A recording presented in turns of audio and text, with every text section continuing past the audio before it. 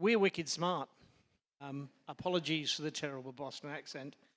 This is what happens if a bunch of senior lecturers who are scholar practitioners go out drinking together. We end up going, well, we think we could build a better smart home. And we decide to name it after the line from Good Will Hunting, in which Chucky says, my friend, he's wicked smart. We're now in the Start.Nano program at MIT.Nano, working on verification, validation. Here's the problem we're now focused on.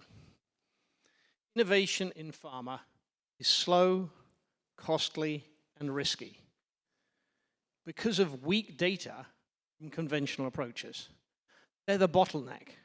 2/3 of all of the money and the overwhelming majority of the time is not in drug discovery, but it's in trying to figure out whether or not they actually work.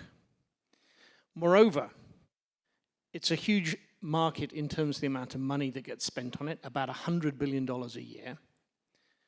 Interestingly, the FDA, rather than being a laggard, is actually pushing towards having more meaningful data about patient function in real life. And we've just reached, within the last year, a couple of critical inflection points. Digital endpoints have now, in peer-reviewed work, been demonstrated to have proven ROI. And we've just seen the first ever clinical trial with a digital primary endpoint, the criterion that is reported to the FDA to determine whether or not the drug works. Our solution is an in-home edge AI platform that can halve the time and cost of clinical trials for diseases that manifest in some form of motor dysfunction. Patients just get to live their lives.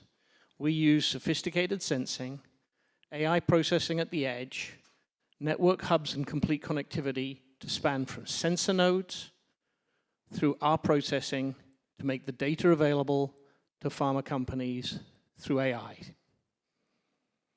This accelerates decisions. It minimizes the risk of weak data. About 1/3 of all clinical trials fail because they don't have data with sufficient statistical power. It reduces trial size and duration, and ultimately, at the point at which we become a primary endpoint, significantly reduces the cost per patient. We go from 8 to 10 years and hundreds of millions to half that cost and half that time.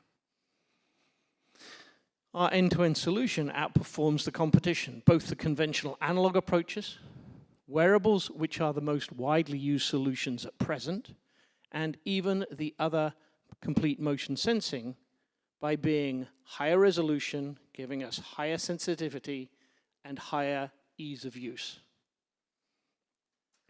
We've de-risked and demoed our tech. Our launch custom was Biogen.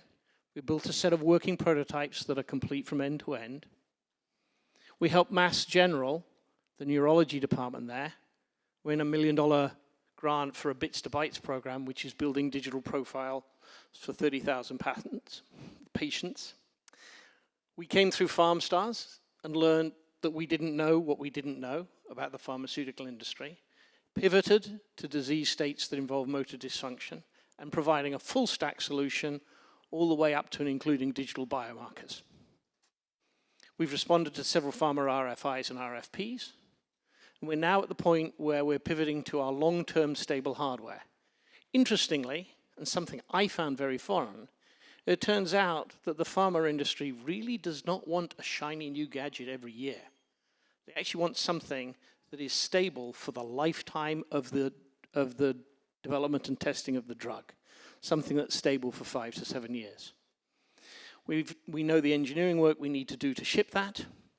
We're in the immersion lab at MIT.Nano, and we're part of a consortium with a variety of other people focused on this for the Society for Digital Medicine, building the business case for digital endpoints. We're really interested in looking for partners in pharma, elsewhere in healthcare, and in complementary technologies such as sensors, wearables, algorithms and models, data pipelines, provenance, and access. Here are my contact details. I'll be next door. and we're wicked smart. Thank you.